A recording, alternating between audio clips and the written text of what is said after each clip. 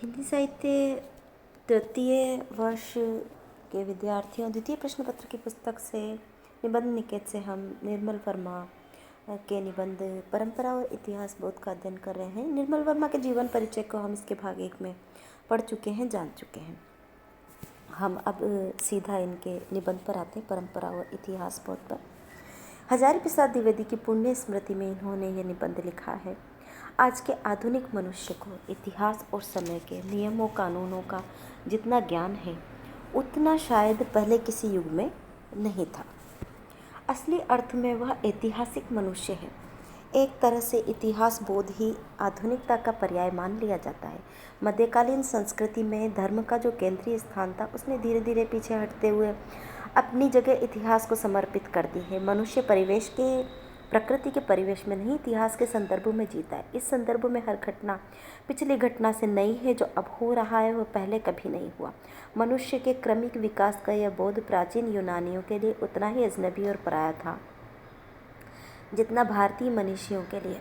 वे समय को विकास के रूप में नहीं, चक्र के रूप में देखते थे, जहाँ हर घटना गुजरी हुई घटना की याद दिलाती है। स्मृति जिनकी परतें जमती हुई परंपरा को जन्म देती है।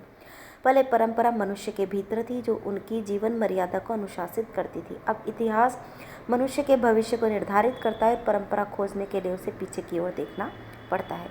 किंतु यदि यह बात सच है कि इतिहास का जो प्रभुत्व आज हमारे जीवन में है वह पहले कभी नहीं था, वहाँ यह बात भी उतनी ही सत्य है कि मनुष्य आज जितना समय और इतिहास से त्रस्त है उतना पहले किसी युग में नहीं था। 19वीं शती में सार्वभौमिक सत्ता से संपन्न जो मदमाता इतिहास बोध मनुष्य की प्रकृति और मुक्ति का संदेश लाया था वह हमारे समय तक आते आते अपनी ही क्रूर पैरोडी में प्रतिध्वनित सा होता है।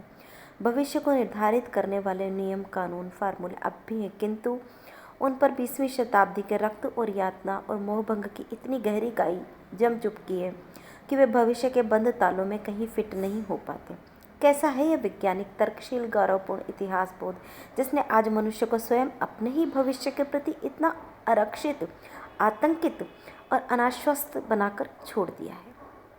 पृष्ठ संख्या 96 का हमने अध्ययन किया। पृष्ठ संख्या 97 पर आप आ सकते हैं। यह नहीं कि हम मानव भविष्य के बारे में जानते नहीं। आज के आधुनिक मनुष्य ने इतिहास बोध से उत्प्रेरित होकर भविष्य के बारे में जो कल्पनाएं और संभावनाएं आविष्कृत की हैं उनके आधार पर भविष्य शास्त्र की पूरी एक रसायनशाला निर्मित की जा सकती है।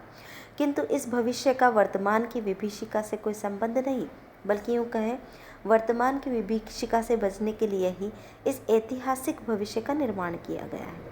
वह चाहे वर्गहीन समाज का स्वप्न हो या कंप्यूटर निर्धारित रोबो का यंत्र लोक, इससे कोई अंतर नहीं पड़ता।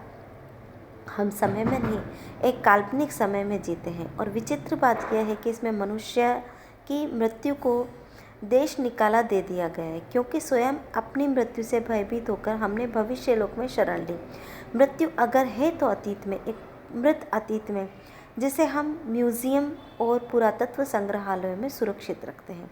इतिहास बोध जो एक समय में मनुष्य के अतीत को उसकी नियति से जोड़ता था, जिसके परिप्रेक्ष्य में यहूदी मसीहाओं और ईसाई चर्च ने मानव की नैतिक मर्यादाएं निर्धारित की थी, जिसके मर्म को आंकने के लिए स्वयं मार्क्स ने अतीत की श्रृंखलाओं को जोड़ा था, वह एक ऐसी स्वायत्त सत्ता में बदल गया जिसके मनुष्य की नियति और नैतिकता से ऊपर एक ईर्ष्यालु देवता, जिसकी असीम बुभुक्षा को तृप्त करने के लिए मनुष्य एक के बाद दूसरी क्रांति करता है, किंतु हर क्रांति उसे मुक्त करने के बजाय अपने लोहपाश में और अधिक जकड़ लेती है। जिस भविष्य निर्माण के लिए वह क्रांति करता है वह उसके वर्तमान को और भी अधिक कुत्सित और दयनीय बनाकर छोड़ देती है। हिटलर ने जर्मन राइख के 1000 वर्ष के भविष्य का स्वप्न देखा था। स्वयं सोवियत क्रांति ने एक नए मनुष्य का निर्माण करने का गर्वपूर्ण दावा किया था। आज दोनों का हश्र हमारे सामने है। मनुष्य ने जिस दिन ऐतिहासिक अनिवार्यता को मनुष्य की नियति के साथ जोड़ दिया था उसी दिन मार्क्स का यह विश्वास झूठा पड़ गया था कि मनुष्य अपना इतिहास स्वयं बनाता है। उल्टे इतिहास को यह अमानुषिक स्वायत्त शक्ति प्राप्त हो गई है कि वह खुद मनुष्य की नियति को अनुशासित कर सके।